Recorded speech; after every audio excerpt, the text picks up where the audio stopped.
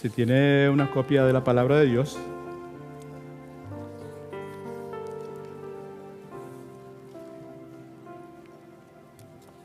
por favor, ábrala en el libro de Primera de Reyes, en el capítulo 17. Y como ya le dejamos saber temprano en nuestro servicio en el día de hoy, vamos a estar considerando la porción que incluye los versículos del 17 al 24. Y como ya ustedes saben, nosotros en la iglesia predicamos en forma de serie, ¿verdad? Y periódicamente caemos nuevamente en una serie que titulamos hace muchos años, Mientras tanto, esto hacemos. En el día de hoy, pues continuamos con esta serie y vamos a estar considerando la porción bíblica que ya les mencioné, Primera de Reyes, capítulo 17, versículos del 17 al 24. Y en ella vamos a estar considerando la realidad, las posibilidades y los frutos que la prueba de la verdadera fe presentan.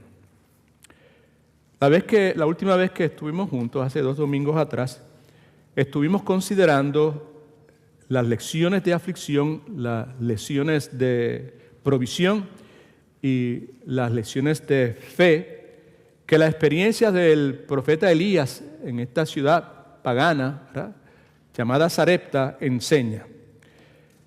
En la enseñanza previa vimos la angustiosa desesperación de una mujer que era viuda.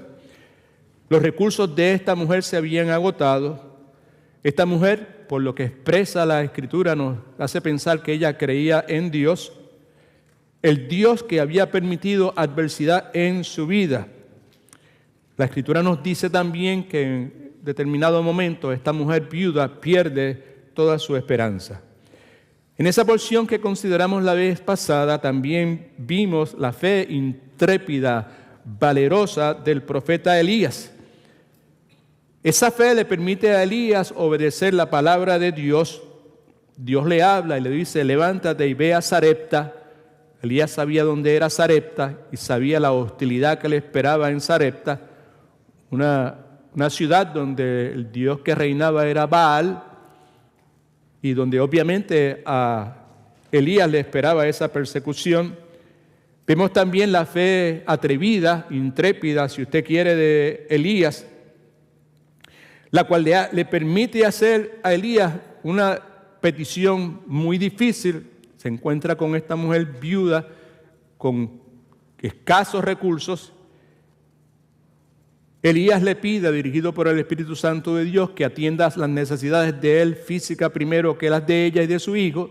Ella le dice que solamente tiene escasos recursos y él le dice: no te preocupes, utiliza eso para hacerme primero a mí unas tortas y luego con los sobres resuelve con tu hijo. Así que tenemos una fe intrépida, valerosa en el caso de Elías.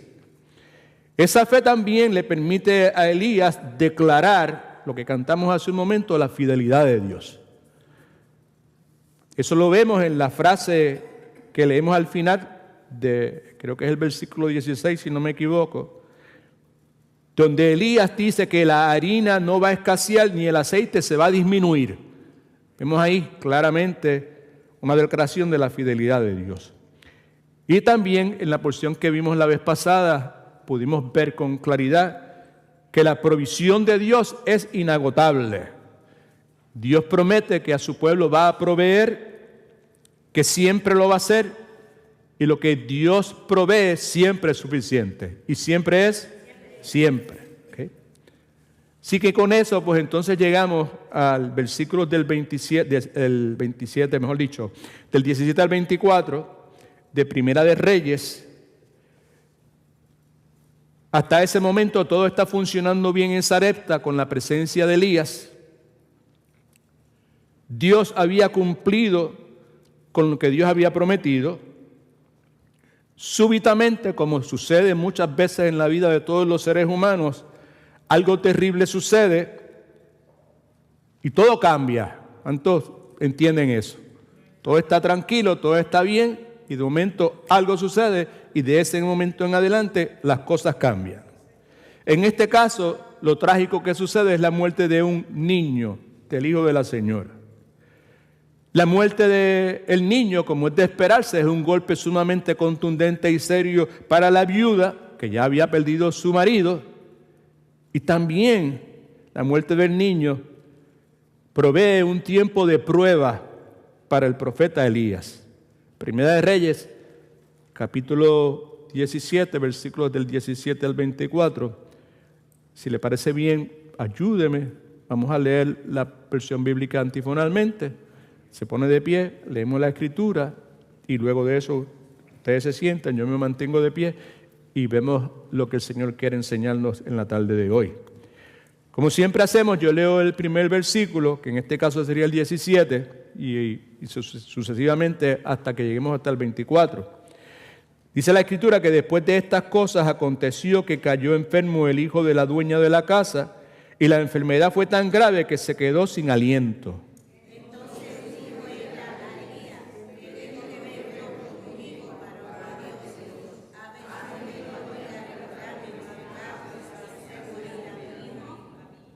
Versículo 19. Dame acá tu hijo, le dijo él. Lo tomó entonces Elías de su regazo, lo llevó al aposento donde él vivía y lo puso sobre su cama.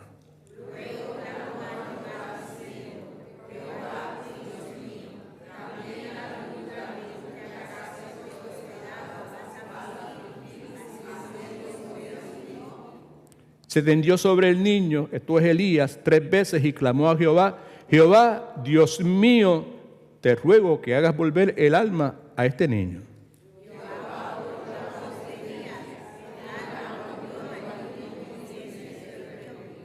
Tomó luego Elías al niño, lo trajo del aposento a la casa, lo entregó a su madre y le dijo: mira, tu hijo vive.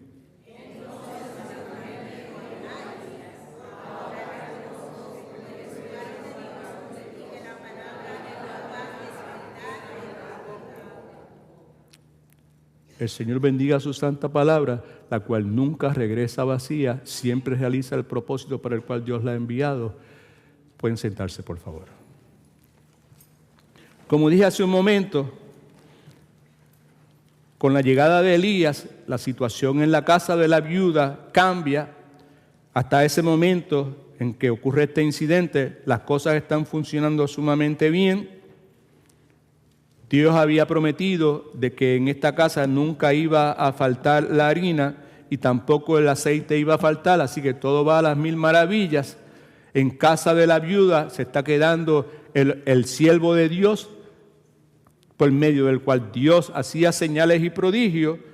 Así que todo estaba bien, color de rosa si usted quiere, todo funcionando a las mil maravillas. Todo funcionando y las cosas se estaban cumpliendo conforme a lo que Dios había dicho. Pero entonces muere este niño y como ya dijimos con suma claridad, todo cambia, ¿verdad? La viuda recibe un golpe contundente, otro más, sequías, no hay alimentos, es viuda, ya no cuenta con los recursos que tuvo en algún momento y ahora muere el niño, ¿verdad? Así que ella recibe un golpe contundente y Elías al mismo tiempo pues recibe una oportunidad para que su fe fuese probada. ¿Qué tiene que ver eso conmigo? Quizás usted se pregunta en el día de hoy y de paso le damos una cordial bienvenida a varias personas que nos están visitando en la tarde de hoy. Bienvenidos a esta iglesia local que se llama En Sus Pasos, aquí en la ciudad de Altamonte Springs, en la Florida. ¿Qué tiene que ver todo esto conmigo, verdad? Quizás alguno se pueda preguntar. Me parece a mí que es correcto decir que usted y yo, nosotros vivimos, ¿verdad? Primeramente vivimos, el alma nuestra vive en cuerpos que son mortales. Eso es lo primero. ¿Okay? También vivimos en un mundo alrededor nuestro que está afectado por el pecado, por las consecuencias del pecado. Y una de las cosas que la consecuencia del pecado, el pecado en sí mismo trae, ¿verdad? Es que en este mundo todo cambia. Repita conmigo, en este mundo todo cambia. ¿Right? Vivimos en un mundo donde todo cambia. Vivimos en un mundo donde la calma, la tranquilidad Son cosas deseables, pero son cosas que pueden desaparecer en cualquier momento. Y cuando miramos hacia atrás en nuestra vida y quizás en el presente también, podemos concluir que todos y cada uno de nosotros recibimos golpes serios en esta vida. Si usted no lo ha recibido, pues prepárese porque tarde o temprano le van a llegar. ¿Okay? No solamente recibimos golpes serios en nuestra vida como los experimentó la viuda, la muerte del marido, la muerte del hijo ahora, también nosotros pasamos por tiempos de prueba. Y entiendo yo que probablemente, yo estoy casi seguro, pero no estoy totalmente seguro, que Elías pasó por un periodo de prueba y la fe de Elías fue purificada en ese momento y le prepara para eventos más difíciles que le estaban esperando, que él no tenía conocimiento en ese momento. Me parece correcto asumir que esta mujer viuda probablemente haya asumido que mientras Elías estaba en su casa, nada malo iba a suceder si el siervo de Dios está viviendo aquí, ¿verdad? Sin embargo, la Escritura nos dice ahí en el versículo 17 que después de estas cosas aconteció, subraye esa palabra si usted quiere, por favor, que el niño enfermó y murió, ¿verdad? Hasta ese momento Dios había estado trabajando en la vida de su siervo, entiéndase Elías, y también Dios había estado cuidando, proveyendo para la vida de la viuda y para la familia de ella. Entonces leemos en el versículo 17 donde dice que entonces aconteció. Esa palabra en cierta forma se parece bastante a la palabra que encontramos en el Nuevo Testamento en griego, kairos. Habla de tiempo, en un momento en particular hay unas condiciones que se llenan, unos requisitos particulares para que algo pueda suceder. ¿Okay? Nos dice entonces que, versículo 17, después de estas cosas aconteció que cayó enfermo el hijo de la dueña de la casa y la enfermedad fue tan grave que se quedó sin aliento. El punto es que cuando leemos que esto acontece, pues lo que sugiere es que el tiempo había llegado para que Dios volviese a intervenir como ya lo había hecho previamente, proveyendo diariamente la harina que necesitaban, el aceite que necesitaban, y consumían y no se acababa. Era una intervención sobrenatural de Dios. Y ahora era necesario, porque las condiciones eran propicias para eso, en el plan de redención soberano de Dios. Ahora era necesario otra intervención fresca, en este caso, de nuestro Dios. ¿En qué consistía esa intervención? Quizás alguno se pueda preguntar, simplemente en el hecho de que Dios permite la entrada de tiempos de aflicción a la vida de estos personajes. Dios permite tiempos de duelo, de tristeza. Dios permite tiempos de quebrantamiento. Dios permite tiempos de lágrimas en la vida de ellos. Y lo mismo sucede en la vida de cada uno de nosotros que somos hijos suyos. Si algo de estas cosas viene a nuestra vida, cualquier eventualidad que pueda producir duelo, aflicción, quebrantamiento o lágrimas, es simplemente porque Dios en su plan soberano entiende, dentro de su propósito preordenado desde antes de la fundación del tiempo, Hebreos capítulo 2, versículo 10, que eso es necesario, ¿verdad? Después de todo también, pues,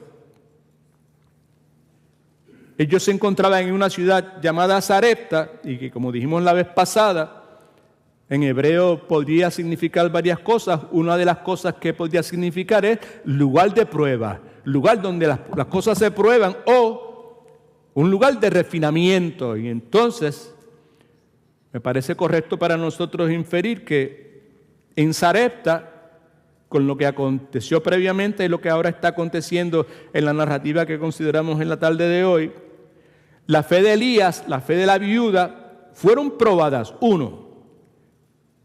Y en ese proceso, como vamos a ver, quizás ustedes ya lo saben porque usted ya ha leído este pasaje muchas veces o ha escuchado predicaciones sobre el particular, en el proceso en que la fe de Elías y de la viuda es probada, Dios, como cantamos aquí consistentemente, Dios le da la gracia tanto a Elías como a la viuda para crecer, para madurar un poco más y como resultado, esto es lo que es importante para nosotros entender ahora,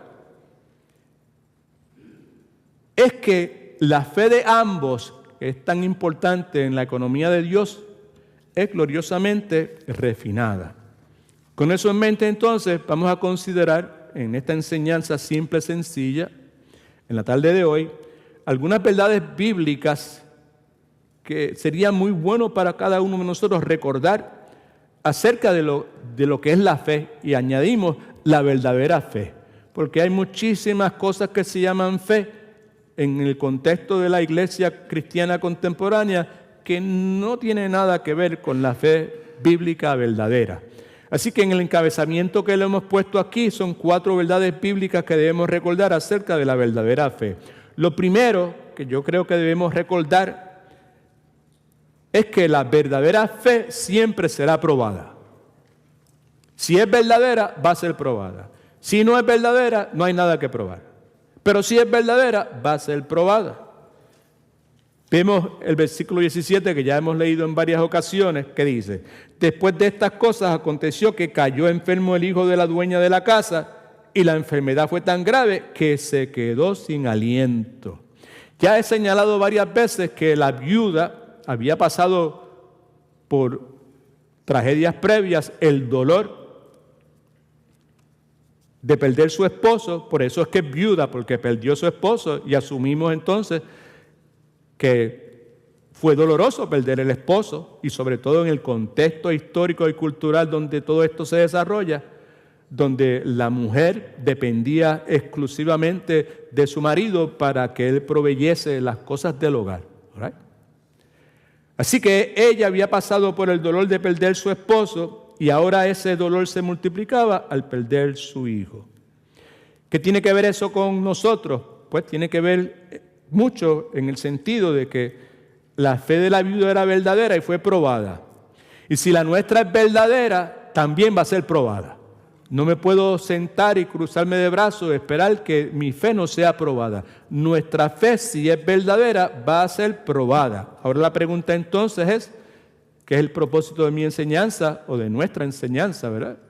En la tarde de hoy, es ver cómo es que eso se expresa, cómo se ve, cómo se manifiesta, cómo es la verdadera fe probada. Son 2 o 3 cosas simples, fáciles de entender, pero que son correctas porque bíblicamente lo son. Lo primero que vemos es que la fe verdadera es probada cuando menos usted y yo lo esperamos. Cuando menos usted y yo lo esperamos. Vemos el caso de esta mujer, como ya señalé también varias veces, la presencia de Elías en la vida de ella, en la casa de ella, en ese hogar, garantizaba, porque ya Dios lo había prometido, de que todo lo que ellos iban a necesitar para poder subsistir en medio de una hambruna, resultado de la sequía que se estaba pasando toda esa región, no tenían que preocuparse por nada. Elías estaba ahí y con Elías estaba la presencia de Dios, la provisión de Dios, la seguridad de Dios, todo estaba bajo control. Así que podemos decir que todo estaba color de rosa. Alegóricamente podemos decir que el sol se mantenía brillando sobre ese hogar y repentinamente todo se oscurece. Y el niño, dice la Escritura, se quedó sin aliento, quiere decir que murió. Muertecito totalmente. Todo color de rosa, el sol brillando y de momento ¡pum! La fe de esas personas es probada cuando menos lo esperamos. Para mí es casi imposible hablar sobre esto, mencionar esto, sin que me venga a la mente una experiencia que tuve hace muchos años, creo que fue del 96 o 97. Estaba en mi país, Puerto Rico, predicando durante la Semana Santa y era en Arecibo, el sábado que en la cultura nuestra se conoce como el sábado de gloria, Viernes Santo, sábado de gloria, domingo de resurrección. ¿Cuántos saben de eso? Lo que estoy hablando, ¿verdad? Sábado de gloria, pues yo no tenía compromiso en la iglesia de Arecibo, así que yo hice planes para después del Viernes Santo, ¡pum!, arrancar por ahí para abajo, montarme en mi carrito e irme para Mayagüez. ¿Right? Y en Mayagüez me estaba esperando mi mejor amigo, Juan Luciano Malavetti Tomaní, temprano en la mañana. Lo fui a buscar y él me dice, loco, ¿para dónde vamos? Yo, para donde tú quieras. Había unas ferias de artesanía en ese momento, y en un pueblo que se llama Cabo Rojo, y estuvimos todo el día juntos. Lo fui a buscar por la mañana y la mamá de él salió bien contenta, doña Bento, a saludarme. ¿Cómo estás? Un beso, te abrazo, qué chévere. Ella no quería saber de mí antes de que el Señor me hubiese salvado. Antes de eso, ella me veía a mí como la peor influencia para su hijo, pero ahora que ella sabía que Dios me había salvado, que la cosa era distinta, estaba bien contenta de que él fuera a pasar el día conmigo, ¿verdad? La esperanza de que, pues, esta es una buena compañía en este momento. Entonces nos fuimos y allí estuvimos y compramos una artesanía y unas telegrafías que tengo todavía en mi casa como recuerdo de ese día. La cuestión es que tuve la oportunidad de conocer sus dos hijas, que próximamente voy a estar con ellas, Paloma y Pamela, chiquitas, en un campamento de verano de una iglesia. Y luego de eso, pues regresamos a la casa, eso como de las 6 de la tarde. Y yo lo dejo ahí porque yo me tengo que ir pues para Arecibo, predicar el domingo de resurrección. Lo dejo como a las 6, doña Ventu, la mamá de él, doña Venturosa, sale afuera para despedirse de mí, me abraza, y qué bueno verte, y cuando vuelves otra vez, yo dije, pues no sé, quizás en las Navidades, pues cuando vengas, sabes que tienes que venir aquí, que tengo pasteles, que tengo esto, aquello otro, y no me dio de esos abrazos que no te quieren dejar ir y toda esa cuestión, ¿verdad? Fui a casa de mami, y ahí como a las 8 de la noche, como una hora y media después, Tito me llama. Y me dice, porque nos decíamos así loco, ¿verdad? Como decir, brother, hermano, lo que sea, loco, mira, loco. Pero esta vez me lo dijo bien suavecito, me dice, loco, mami se acaba de morir.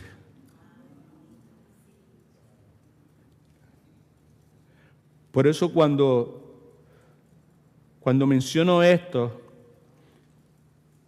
¿cómo es la verdadera fe probada? Es cuando menos lo esperamos, siempre esto me viene a la mente. Ese evento.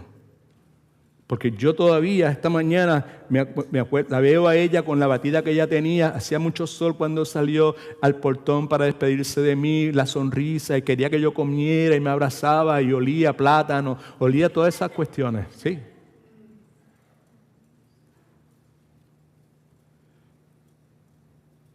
Es cuando menos lo esperamos. Tu fe es verdadera, pues entiende que va a ser probada. Con el propósito de ser purificada conforme al plan y el propósito de Dios. Pero no es cuando tú y yo querramos, es cuando Dios lo predetermine, ¿verdad? Y muchas veces cuando menos lo esperamos. ¿Cómo es la fe verdadera probada? De forma severa. Es fuerte lo que va a venir. En el caso de la mujer,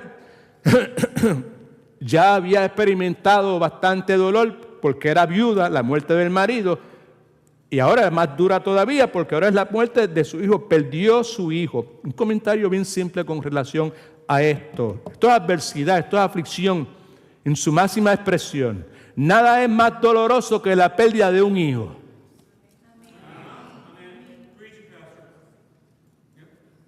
Aquí hay personas que se hacen así como diciendo, sí, yo lo sé porque yo perdí. A lo que me veo obligado a recordar que el Cristo que nos salvó no solamente es nuestro Salvador, también es mi amigo tierno, es mi mejor amigo, es amoroso y es comprensivo, y sobre todo lo es en el momento de la adversidad. No se olvide de eso. Tercero, ¿cómo es la verdadera fe probada? Cuando menos yo lo espero, siempre será probada de forma severa. No hay tibieza en la prueba de nuestra fe. Y tercero, siempre será probada con un propósito. Esa inferencia la hago en base a la palabra aconteció, que hace un momento le sugerí que es sinónimo, pero podría ser sinónimo. No es que es, podría ser sinónimo, perdóneme, de la palabra kairos en el idioma griego, que nos habla de un tiempo, pero un tiempo en particular, una ventana de tiempo donde unas condiciones deseables se necesitan para que algo acontezca. ¿Right? El punto que quiero comunicar es que Dios permite que esa prueba severa e inesperada sucediese, porque por medio de esa prueba y como resultado de esa prueba, la mujer iba a ser bendecida y, escuche que es importante, la fe de Elías en el poder de Dios iba a ser fortalecida y confirmada. Muy importante para nosotros. Prudente probablemente es señalar también que esa terrible aflicción que ella estaba experimentando, porque es doloroso, como ya lo dije, la pérdida de un hijo, ¿verdad? Iba a ser pequeña al compararla o al ser comparada con las cosas que Dios estaba planeando para Elías y con las cosas que Dios estaba planeando para la viuda también, ¿ok? Ahora bien, simplemente algo simple y sencillo que usted y yo pues sabemos que es cierto. Usted y yo somos como la viuda la mayor parte de las veces. Usted y yo normalmente no respondemos como Elías respondió. Usted y yo normalmente respondemos como la viuda. ¿Okay? Y cuando esas pruebas, ¿cuántos tienen una fe que usted entiende que es verdadera? ¿Can I see your hand? Ay, padre, nadie se atreve a levantar la mano ahora. ¿Cuántos tienen fe? A ver. ¿Cuántos desearían que su fe fuera verdadera? Ya, está chévere, yo no sé. Okay. Lo que quiero decir es que como la viuda, nos parecemos a ellas porque cuando las pruebas llegan a nuestra vida, esas pruebas que son ¿cómo son las pruebas? Llegan inesperadamente, son fuertes, ¿verdad? Son contundentes, como dijimos, ¿verdad? Pero tienen un propósito. Cuando llegan a nuestras vidas, ¿verdad? Nuestra tendencia es verlas como algo extraño. ¿Por qué yo? ¿Por qué a mí?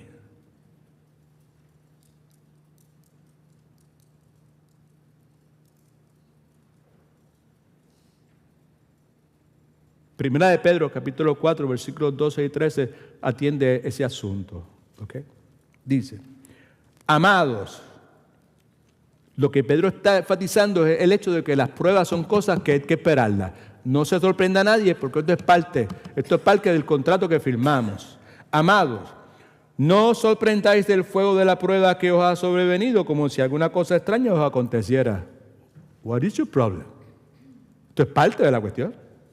Al contrario, todo lo contrario, gócense por cuanto son participantes de los padecimientos de Cristo, right? Para que también en la revelación de su gloria, que es la segunda venida del Señor, os gocéis con gran alegría, debido a que van a recibir recompensa si el sufrimiento que nosotros experimentamos, al cual nosotros hemos experimentado, respondemos como Cristo quiere que respondamos, o que sea resultado de que estamos haciendo lo que es correcto a los ojos del Señor. ¿Ok? Así que en Primera de Pedro también, en el capítulo 1, versículo 7, Pedro nos habla sobre el particular, enfatizando la misma cosa. Dice, para que sometida a prueba vuestra fe, quiere decir para que a ser confirmada nuestra fe, mucho más preciosa que el oro, el cual, aunque perecedero se prueba como fuego, ésta se hallada en alabanza, gloria y honra cuando se ha manifestado Jesucristo. Es lo mismo que nos está señalando aquí en el versículo 13. El punto es que si un creyente sale aprobado y no deja de confiar en el Señor, estará seguro de que su fe es verdadera. Right? Job también habla sobre el particular. Job capítulo 23, versículo 10, si no me equivoco, dice, mas Él conoce mi camino, si me prueba, saldré como el oro. Así que lo primero que vemos, simple, yo le dije que era simple la cosa, es que la verdadera fe siempre será probada. Si mi fe es verdadera, va a ser probada. no va a ser cuando yo quiera que sea aprobada, va a ser normalmente cuando yo menos me lo espero. La prueba no va a ser simple, la prueba va a ser complicada, va a ser severa, pero puedo estar tranquilo porque la prueba siempre va a tener un propósito, del cual vamos a hablar dentro de unos momentos. La segunda verdad bíblica que queremos enfatizar es que la verdadera fe algunas veces colapsa.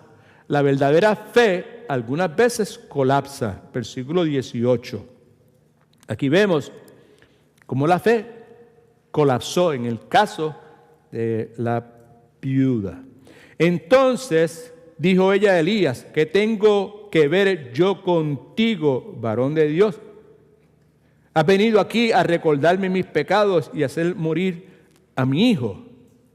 Ahora, hay un principio aquí que yo quiero tratar de destacar sin desviarme mucho, que me parece que es propio hacerlo, y es que cuando nuestra fe es verdadera va a ser probada, ¿ok? Y cuando es probada, me parece a mí que al menos dos opciones tenemos, dos cosas pueden suceder, dos respuestas pueden acontecer, una positiva y una negativa. En el caso de Elías, la respuesta de Elías fue positiva, ¿verdad? Porque en el caso de Elías, la respuesta de Elías implica que Elías lo que hizo fue que puso su fe en práctica, verdadera en práctica. Y al hacerlo, importante para nosotros, gracias a Dios por la Escritura, que es inspirada por Dios toda y es útil para redarguir, enseñar, corregir, restaurar, todo el sinnúmero de cosas que Pablo nos dice allá en 1 de Timoteo, ¿verdad? O segunda, no me acuerdo muy bien en este momento. Así que vemos entonces que la fe de Elías es probada, pero Elías responde de forma positiva, pone en práctica la fe y al hacerlo nos permite ver probada la suficiencia de la gracia de Dios, que es lo que nos sostiene a nosotros. Hace un momento cantábamos y decíamos: mis faltas son muchas, ¿y qué? ¿Y qué dice después? Tira otra vez: mis faltas son muchas, pero más duro. ¿Su gracia qué? Su gracia es mayor. ¿Right? Lo que el autor de ese cántico lo que está diciendo, está hablando de la suficiencia. La suficiencia de la gracia de Dios, yo someto a su consideración, que es precisamente lo que Elías está haciendo aquí. Es la forma en que él responde, ¿verdad?, a la misma dificultad que está enfrentando la viuda. Como voy a decir dentro de un momento, yo estoy totalmente convencido de que en la forma en que la viuda se sorprende por la súbita muerte del niño, Elías también. En el caso de la mujer, la viuda, pues la respuesta de ella es negativa. ¿Okay? La fe de ella colapsa. Me parece a mí que es correcto decir que la fe de la viuda colapsó temporalmente. Y también me parece correcto asumir que por algún tiempo ella no creía en Elías o en el Dios de Elías. De momento, ¡pum!, ante lo que sucede, toda la provisión sobrenatural que había acontecido, donde no había faltado la harina y el aceite, ahora was forgotten, olvidado. La pregunta que siempre me gusta hacer, es que Dios me ha permitido estar junto con ustedes por mucho tiempo, ¿saben? ¿Qué tiene que ver eso conmigo? ¿Qué implicación, qué aplicación tiene esto a la vida de nosotros? Tiene mucho que ver porque muchas veces cuando usted y yo experimentamos pérdidas, aflicción, dolor, cuando se presentan y cuando invaden, se meten ahí sin preguntar súbitamente a nuestras vidas, usted y yo también terminamos respondiendo como la viuda, sea una prueba inesperada, sea la muerte de un ser querido, sea un fracaso, cualquiera de esas situaciones. Comenzamos a preguntarnos, aunque quizás no lo expresamos verbalmente, ¿y qué es lo que yo he hecho para merecer esto? ¿Por qué esto está pasando en mi vida? Ahora que he decidido poner a Dios como número uno en mi vida, esto me acontece. Después de tantos años sirviéndole al Señor y siendo fiel al Señor, mira cómo el Señor me paga. No, quizás no lo decimos así, pero por la actitud nuestra y en el proceso de nuestros pensamientos, probablemente es de esa forma. ¿Qué puedo decir sobre el particular? Hablo ahora como creyente, más que ninguna otra cosa. Yo le puedo asegurar que de una forma u otra, la fe verdadera de todo cristiano, perdone la redundancia, verdadero, tarde o temprano colapsa.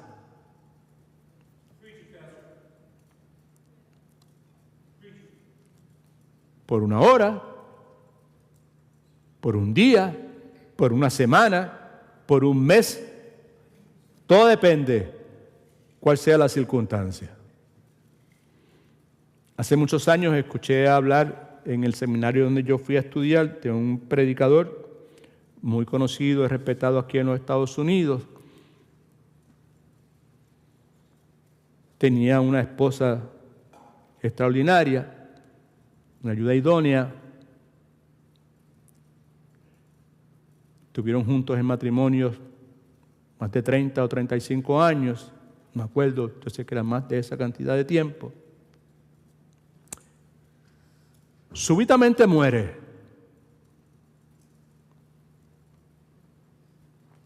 La fe de ese siervo de Dios colapsó. Y en cuestión de meses se convirtió en una persona agnóstica, casi ateo. Eventualmente, el Dios que lo había escogido a él desde antes de la fundación del tiempo, que había escrito su nombre en el libro de la vida, eventualmente restaura la fe de ese siervo del Señor. Y el testimonio es que de ahí en adelante se convirtió, era un buen siervo de Dios, se convirtió en un mejor cristiano. No un mejor siervo, sino un mejor cristiano. Obviamente, por ende, mejoró en su servicio al Señor, ¿verdad? Y lo que me vino a la mente es que el ministerio de ese hombre se caracterizó por un poder, una presencia de Dios que no estaba presente antes de la pérdida de su esposa, antes de todo esto que le aconteció en su vida.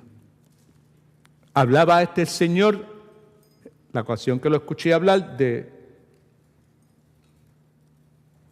que Dios, siendo soberano, había permitido que todas estas cosas sucedieran, porque en ese periodo de tiempo él pudo experimentar en sí mismo lo que nosotros conocemos en el argot de la iglesia y de la doctrina y de la teología como una doble porción de la gracia de Dios. Porque lo que él iba a necesitar para poder prevalecer era una porción de la doble de la gracia de Dios. Right? Y yo, antes de entrar o continuar, hago un paréntesis para recordar que es muy posible que para poder recibir esas dobles porciones de la gracia de Dios, usted y yo precisamos aprender a ser y mantenernos humildes. Sin ser y mantenerse humildes, muy poco probable que usted y yo podamos algún día en nuestras vidas experimentar esto que se llama, como dije en el argot de la iglesia, como doble porción de la gracia de Dios. Por otro lado, escuche que es importante, me parece significativo cuando leo esto varias veces, me refiero a la narrativa del pasaje que estamos considerando. Significativo el hecho de que la viuda, cuando pierde al hijo, no solo comienza a condenar a Elías. Ella no se quedó condenando a Elías todo el tiempo. Versículo 18, déjeme ver si es verdad, sí, dice: entonces dijo ella a Elías, ¿qué tengo que ver yo contigo, varón de Dios? Ahí está, en ese momento, la mujer está condenando a Elías, pero mire lo que dice después: has venido aquí a recordarme mis pecados y hacer morir a mis hijos. ¿Cuál es el punto? Si usted quizás te pregunta. Me parece a mí que la aflicción tan terrible que había llegado a la vida de esta mujer provoca algo que es significativo en mi entendimiento, que es que despierta la conciencia de la mujer. Fíjese que dice: has venido aquí a recordarme mis pecados y hacer morir a mi hijo. Déjeme darle una aplicación. Cuando todo está bien en nuestra vida, el convertirnos en personas espiritualmente insensibles y negligentes Es muy fácil, otra vez. Cuando todo es peaches and cream, cuando todo es color de rosa en nuestra vida, convertirme en una persona espiritualmente insensible y negligente es sumamente fácil. Bien fácil. Me parece también que es correcto afirmar que quizás esa es una de las razones por las cuales muchas veces Dios permite que vengan pruebas. Y por medio de esas pruebas, nuestras conciencias despierten. Fíjese que nadie, absolutamente nadie en este momento ha dicho amén, nadie ha dicho aleluya, nadie ha dicho gloria a Dios. Pero esa es la realidad.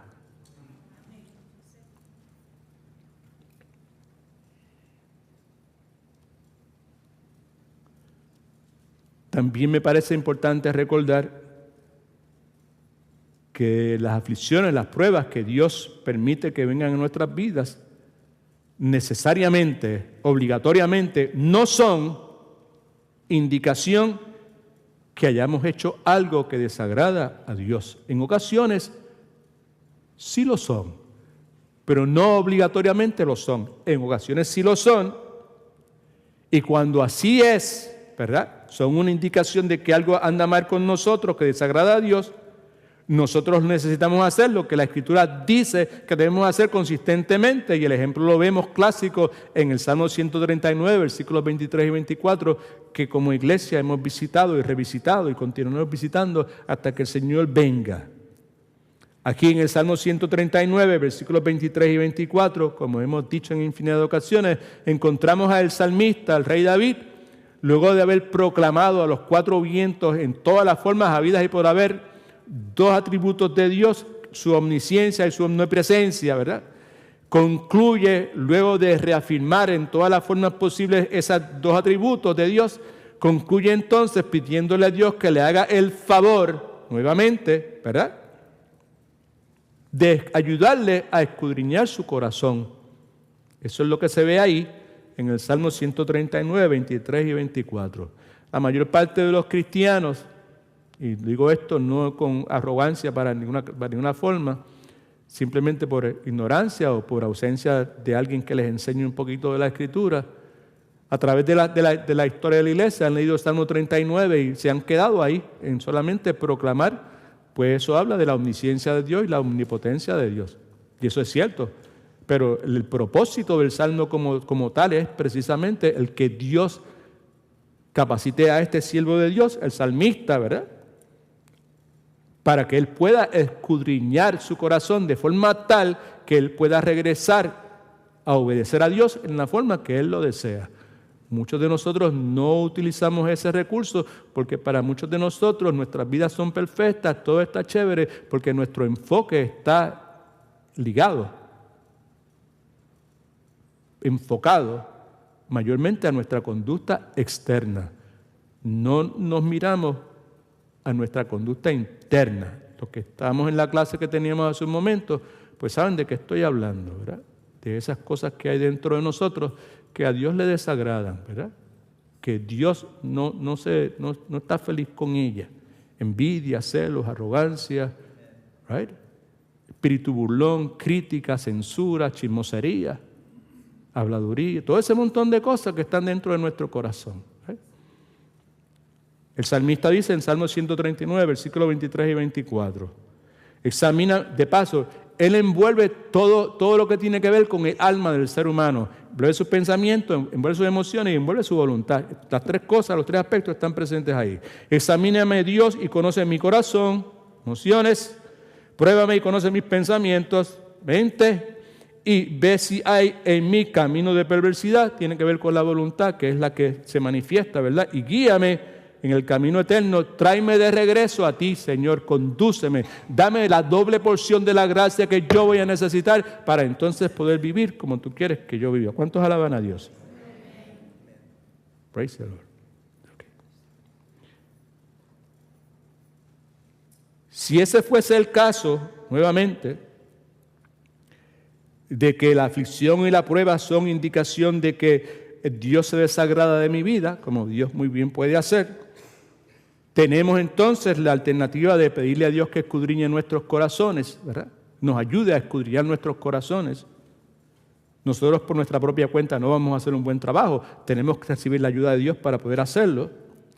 Y de seguro, si es de esa forma, pues Dios nos va a dirigir a pasajes simples, sencillos, fácil de entender y fácil de aplicar en nuestra vida, como 1 de Juan capítulo 1, versículo 9, que dice que si confesamos nuestros pecados, Él, ese Dios, es fiel y justo para hacer dos cosas: perdonar nuestros pecados en base a la obra redentora de Cristo en la cruz del Calvario y limpiarnos de toda maldad. Alabado sea el nombre del Señor. ¿Okay?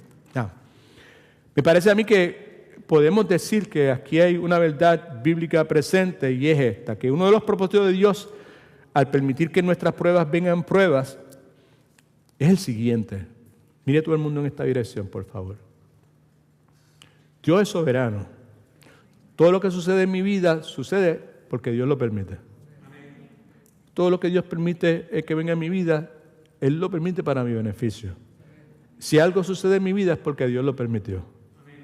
Y si algo permite que algo pase en mi vida, pues va a suceder. Y es por mi beneficio. Ahora, una de las razones por las cuales Dios permite que nuestras pruebas se acerquen, que hemos dicho, que vengan pruebas a nuestra vida, propósito es que de esas pruebas me acerquen más a Él.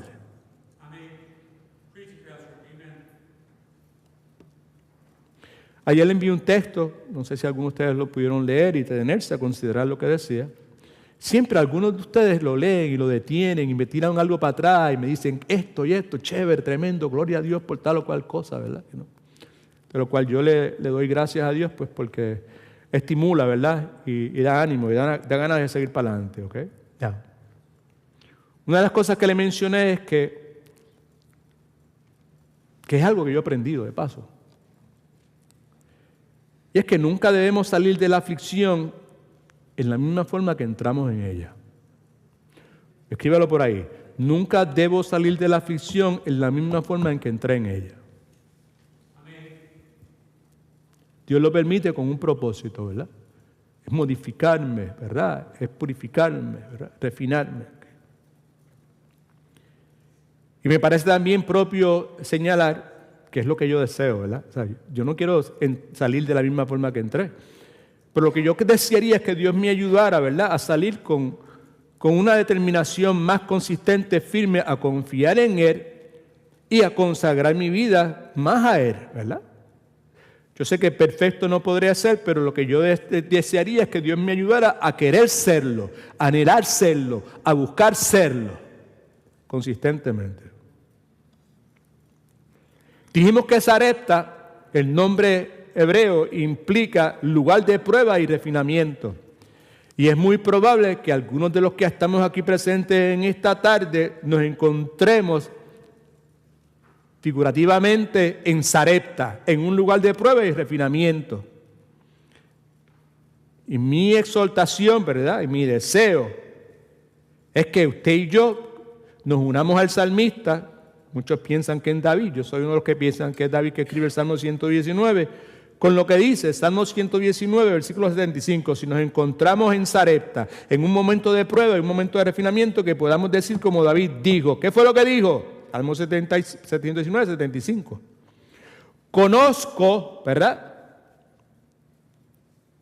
Jehová, implica confianza esa frase. Conozco, Jehová, que tus juicios, que son tus decisiones, son justos. Y que conforme a tu fidelidad, que cantamos hace un momento con tanta emoción, me afligiste, ¿verdad? Lo que quiere decir, me disciplinaste. Y la implicación es que Dios lo hace soberanamente. Eso es lo que dice el salmista. Elías dijo eso, pero la viuda no podía decir eso, ¿verdad? La viuda no podía decirlo porque la fe de ella pues había colapsado. La fe de Elías no había colapsado. La fe de Elías estaba firme, como lo estuvo también la fe de Abraham, fortalecida. Vemos eso en Romanos capítulo 4, versículo 20. Tampoco, hablando de Abraham en este caso, ¿está en la pantalla? ¿Sí? Tampoco dudó, no titubeó, ¿verdad? La frase. hablando de Abraham, no titubeó, no dudó de lo que Dios le había dicho, la promesa que Dios le había dicho. Y Elías confió plenamente en el Señor. Y Abraham también no dudó por incredulidad que la edad que Abraham tenía, de la promesa, hablando de la descendencia que Dios había prometido, ¿verdad?, de Dios, sino que se fortaleció por la fe, dando gloria a Dios. Y al dar gloria a Dios, estaba afirmando la existencia de ese Dios. ¿Okay? Now, Elías, me parece a mí, estaba convencido de que aunque el niño estaba muerto, Dios podía resucitarlo de entre los muertos.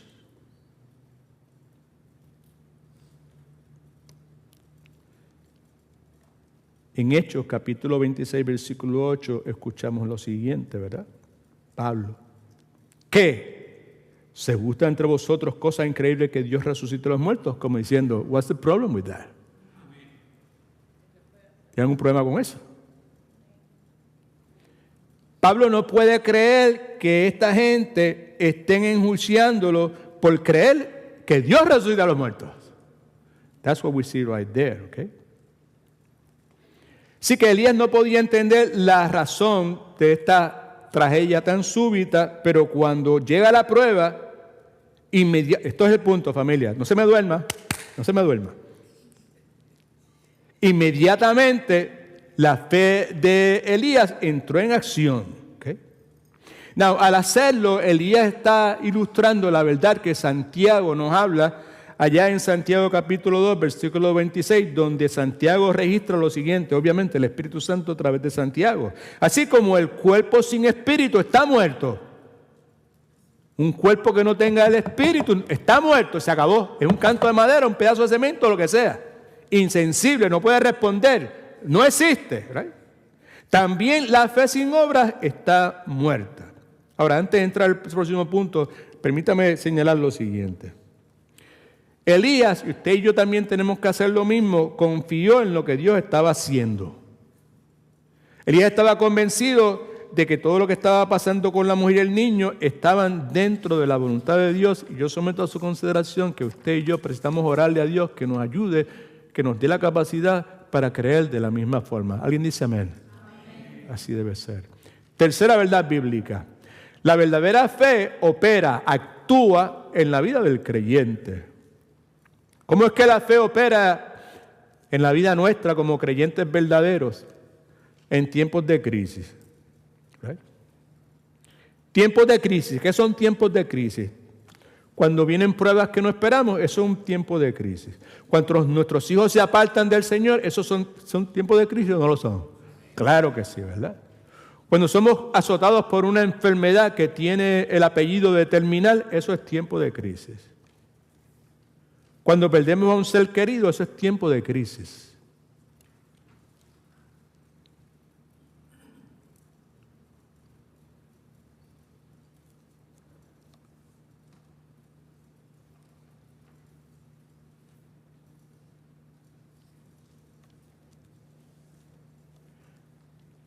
Hace 6 años, en un día como hoy, mi esposa, la hermana Rosa, fue a morar con el Señor.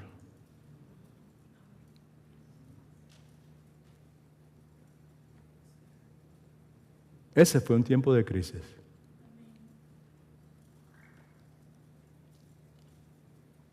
¿Cómo es que la fe opera? La verdadera fe opera en el creyente en esos tiempos de crisis. Son 5 cosas simples, las voy a decir bien rapidito, ¿ok?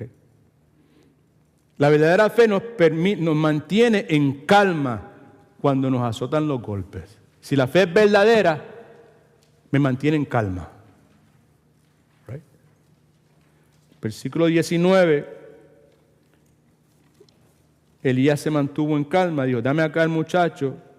Lo tomó entonces Elías en su regazo, se lo llevó al aposento donde él vivía, en privado, en el lugar donde Elías tenía ese tiempo de intimidad y de comunión con su Señor, donde tantas veces había clamado el Señor, ¿verdad? Se había abierto su corazón, había desnudado su corazón, y todo ese sinnúmero de cosas que usted y yo debemos imitar también. Y lo puso sobre la cama, ¿ok? Puedo añadir a eso que me parece a mí que Elías definitivamente estaba afligido por lo que había sucedido a esta mujer, porque la mujer había sido buena con Elías, le había ofrecido hospitalidad a Elías y lo había tratado bien. Sin embargo, Elías se mantiene confiando en el Señor, se mantiene calmado, se mantiene gentil, a pesar de la reacción de la viuda, porque la viuda le cayó encima, ¿verdad? Esto está pasando aquí por culpa tuya. Si tú no hubieses venido aquí, el nene estaría lo más bien. ¿Sí? Segundo, la verdadera fe nos permite confiar en Dios cuando su propósito no es claro. Y la mayor parte de las veces yo someto a su consideración que el propósito de Dios no es claro. ¿Por qué razón? Pues porque es claro el hecho de que nosotros no somos llamados a caminar por vista, caminamos por fe. Si el propósito fuera claro, pues no era necesario pues caminar por fe. Amén. Nada más con el testigo. Y como señalé hace un momento, a mí me parece que es muy probable que cuando el niño muere, Elías está tan confuso con lo que está pasando como la mujer estaba confusa. Ahora, hay una diferencia entre la mujer y hay una diferencia entre Elías. La diferencia en el caso de Elías ante lo que está sucediendo es que Elías sabía que Dios había permitido eso por algún propósito divino.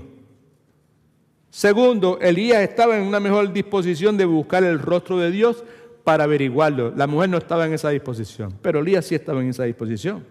Y Elías, como vemos en el resto de lo que la Escritura nos habla acerca de este siervo de Dios, él estaba dispuesto a someterse al Señor en cuanto a lo que Dios estuviese diciendo. Y como dije hace un momento, pues hay una verdad bíblica que es fundamental y es la siguiente. Después de todo, fe es fe. Nada más con el testigo. Fe es fe. Fe no es vista. Fe es fe. Elías no podía ver lo que Dios estaba haciendo, pero Elías, y ojalá que nosotros podamos hacerlo también, podía confiar en el Señor. Tercero, la verdadera fe nos ayuda a presentar nuestra prueba a Dios. Versículos del 19 al 20. Déjame ver si lo puedo leer aquí rapidito. Versículos 19 al 20 dice: dame acá tu hijo, le dijo él. Lo tomó entonces Elías de su regazo, lo llevó al aposento donde él vivía y lo puso sobre su cama. Luego clamó a Jehová diciendo: Jehová, Dios mío, también a la viuda en cuya casa estoy hospedado para afligir, haciendo su hijo muera o morir a su hijo. El punto es que Elías toma al niño, Elías lo lleva al cuarto, Elías se postra como era su costumbre, ¿verdad?, delante de Dios y presenta su situación delante del Señor. La verdadera fe de Elías en ese momento de prueba lo empuja a él a donde la verdadera fe debe empujarte a ti y debe empujarme a mí, que es al trono de la gracia de Dios. A ningún otro lugar. Y en ese trono de la gracia de Dios, a nosotros humillarnos, ¿verdad?, delante de Dios, recibimos de la gracia de Dios. Le dije que eran simples las cosas que le iba a decir. La cuarta cosa que quiero señalar es que la verdadera fe le pide a Dios que haga lo humanamente imposible. Versículos 20 y 21, precisamente de eso se trata. Versículo 21, ¿verdad? Se sentó, se tendió sobre el niño 3 veces y clamó a Jehová: Jehová, Dios mío, te ruego lo imposible. Te ruego que hagas volver el alma a este niño. ¿Cuál es el punto? Tremenda era la fe de Elías y tremenda también fue la oración que él hizo. Nadie puede hacer una oración de esa forma a menos que conozca un poco de la mente de Dios. Conocer de la mente de Dios, estoy diciendo, conocer del carácter de Dios. Conocer quién Dios es, de los atributos de Dios y todas las cosas que la Escritura nos habla sobre el particular. Elías tenía que haber conocido la mente de Dios cuando oró de esa manera. ¿Por qué razón? Escuche que es importante lo que voy a decir. Porque Dios no siempre nos da ese tipo de fe. ¿Cuál tipo de fe? La fe de Elías que vemos aquí expresada en el versículo 21, ¿verdad? Donde él dice: Jehová Dios mío, te ruego que hagas volver el alma a este niño. No creo que muchos de nosotros, ante la pérdida de un niño, una muerte así, tengamos la fe suficiente como para poder, Señor, decir: Señor, tráelo, resucita a este niño en este momento. ¿Okay?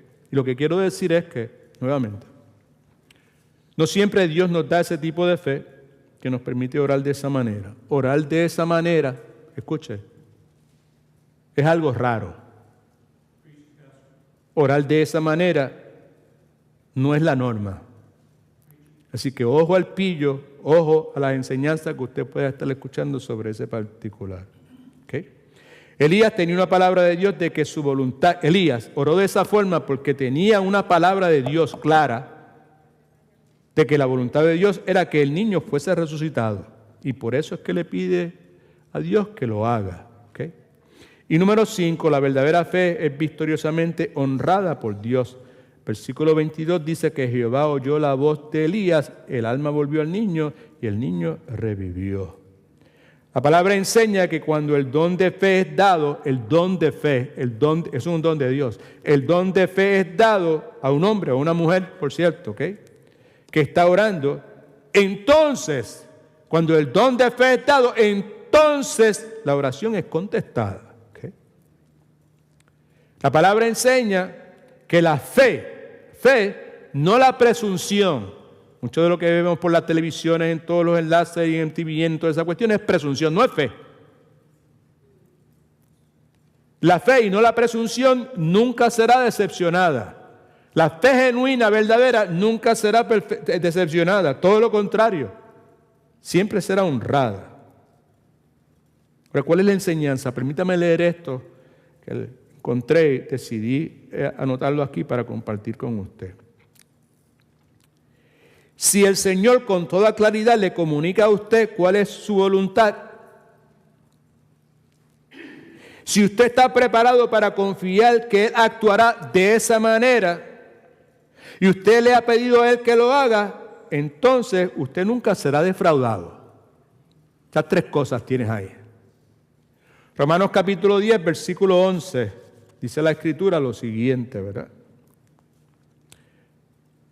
Todo aquel que en Él cree no será, ¿qué? Defraudado. ¿Qué quiere decir? No será avergonzado.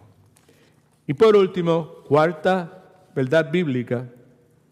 La fe que es verdadera siempre da frutos. Siempre da frutos.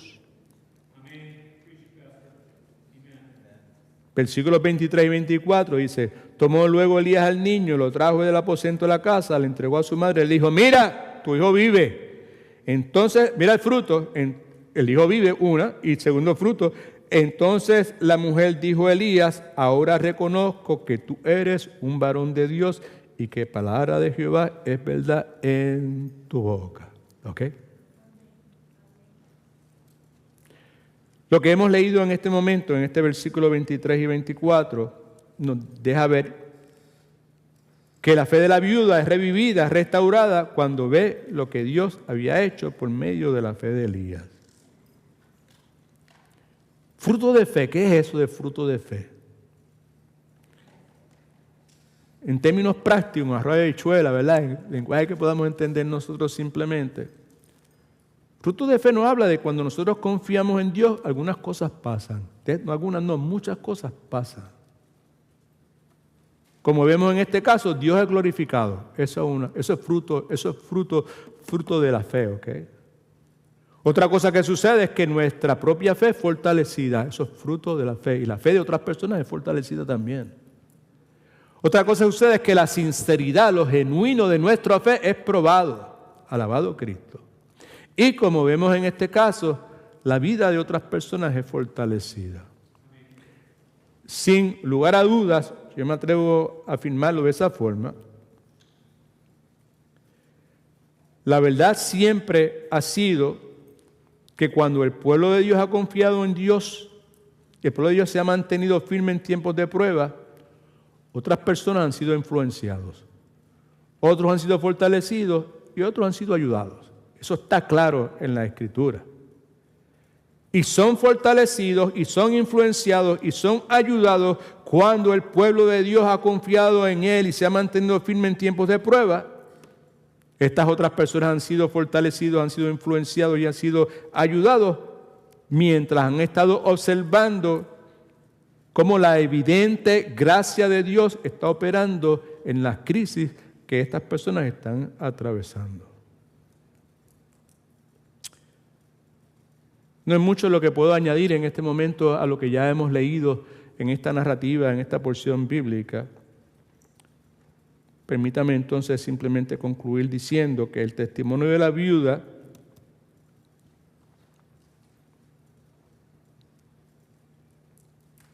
cuando reconoció el poder de Dios y se gozó en la restauración de su hijo, pues dio gloria a Dios. La viuda, como hemos visto, da testimonio de que ella también creía en Dios, que lo vimos en lo último que dice aquí, ¿verdad? Ahora reconozco que tú eres un varón de Dios y que la palabra de Jehová es verdad en tu boca. La viuda ahora también creía que Elías era un hombre de Dios y ahora también creía que la palabra de Dios en la boca de Elías era verdadera. La última porción bíblica que tenemos ahí es el Salmo 46, versículos 1 y versículos del 10 al 11.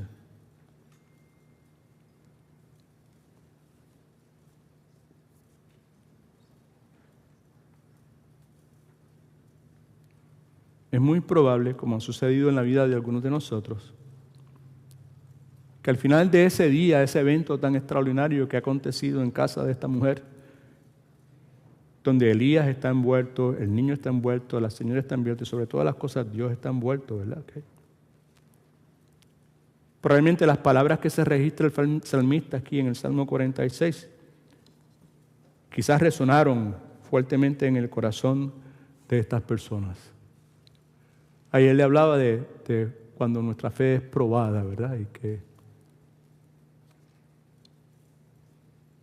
el deseo de mi corazón es cuando la mía sea probada y con la fe de mi familia y de mis hermanos en Cristo sea probada, que cuando llegue esa hora, al final de ese día en que nuestra fe sea probada, podamos decir también nosotros lo mismo. Podamos responder como el salmista responde y que podamos decir, podamos decir como el salmista, Dios es nuestro amparo, es mi refugio y es mi fortaleza, es nuestro pronto auxilio en las tribulaciones. En otras palabras, mi Dios siempre está listo para ayudar.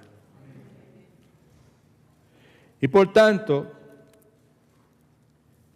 en honor, honrando su poder y su majestad, versículos de 10 al 11 dice, estad quietos, y al hacerlo, estar quietos, tranquilos, sosegados, confiados, ¿verdad? Estamos honrando el poder de Dios, su fidelidad y su majestuosidad y todas estas cosas. Estad quietos y conocer que yo soy Dios y yo seré exaltado entre las naciones, enaltecido seré en la tierra. Y que podamos decir todos, individualmente, como matrimonios, como familia y como iglesia, Jehová de los ejércitos está con nosotros. Amén. Y nuestro refugio es el Dios de Jacob. Amén. El Señor Todopoderoso está con nosotros. Nuestro refugio es el Dios de Jacob.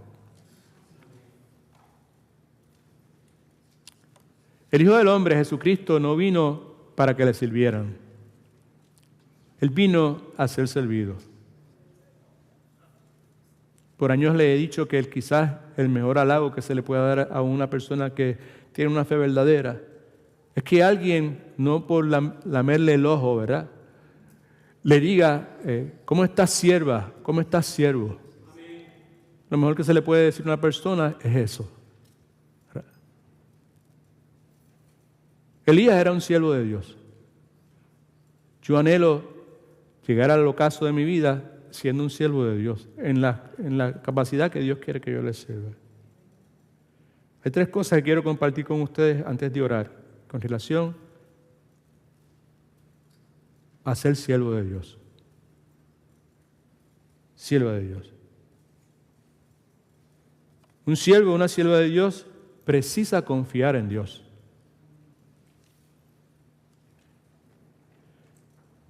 Precisa esperar el tiempo de Dios. Sobre todas las cosas, un siervo, una sierva de Dios precisa ser y mantenerse humilde. Nadie puede reclamar el título de siervo o sierva de Dios a menos que confíe en Dios, que rehúse apoyarse en su propio entendimiento, en su opinión, en su conocimiento, en los logros que pueda haber ya alcanzado. A menos que reconozca al Señor en su camino, que ponga a Dios por encima de todas las cosas. Nadie puede ser un verdadero siervo de Dios a menos que tenga la determinación, que tenga al menos el deseo de querer. Yo no quiero adelantarme a lo que tú estás haciendo. Yo quiero esperar tu tiempo. A menos que sea una persona que se vea a sí mismo como Cristo dijo ya al comienzo de la bienaventuranza: bienaventurados los pobres de espíritu. A menos que se vea a sí mismo como una persona que está en un estado de bancarrota espiritual. Note por favor que cuando Cristo comienza a predicar, el más ungido de todos los sermones que se ha predicado, con eso es que comienza. Bienaventurados pobres en espíritu. La Biblia dice: con un corazón contrito y humillado, Dios nunca rechaza. Ese es el comienzo de la verdadera vida cristiana. No hay vida cristiana, no hay nacimiento espiritual, no hay cristianismo bíblico genuino, no hay fe verdadera que no haya comenzado con el convencimiento de una persona de su bancarrota espiritual.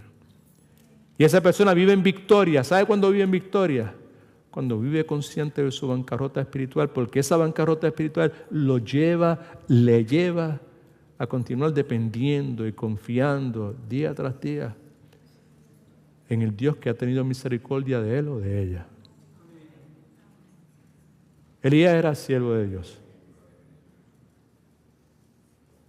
Uno de esos pocos, bien poquitos, 2 solamente, que no experimentaron muerte física. God is good. All the time. Señor, nos ayude a confiar más en Él, a amarlo mejor y a obedecer lo que ya conocemos de Él. Todo de pie, por favor. Vamos a orar un momento. Padre, en el nombre de Jesús, te damos muchas gracias, Señor, porque tú eres bueno, porque tú eres fiel, porque tu bondad, Señor, es incomparable, Señor. Y a través de la vida de Elías, este incidente en este lugar tan inhóspito para él, Señor, vemos que tú estás presente en todo lugar, Señor. Lo que yo te suplico, Señor, es que estas verdades, estos principios bíblicos tan simples y sencillos que tú en la forma sobrenatural, divina que puedes hacerlos, que los imprimas en nuestro corazón. Comienza conmigo, Señor, y que podamos vivirlos, Señor, y que podamos agradarte como deberíamos hacerlo, Señor. Concédenos de tu gracia, que es tan necesaria para poder ser consistente. Y al menos, Señor, crea en nosotros el deseo de querer vivir de esta forma. Tu palabra dice que tú eres el que pone en nosotros tanto el querer como el poder por tu buena voluntad, Señor, y en ti confiamos, Señor. Te presentamos estas actividades que estamos pensando pues tener como iglesia, Señor, que tú nos dirijas, Señor, que tú prepares nuestros corazones, que nos permitas pues participar de ellas con la actitud correcta, Padre amado, y que, Señor, pues podamos hacerlo como una iglesia que quiere honrarte a ti. Señor, que lo hagamos con la actitud correcta y que todo lo que hagamos lo hagamos conforme a lo que tú nos has descrito en tu santa palabra, Señor.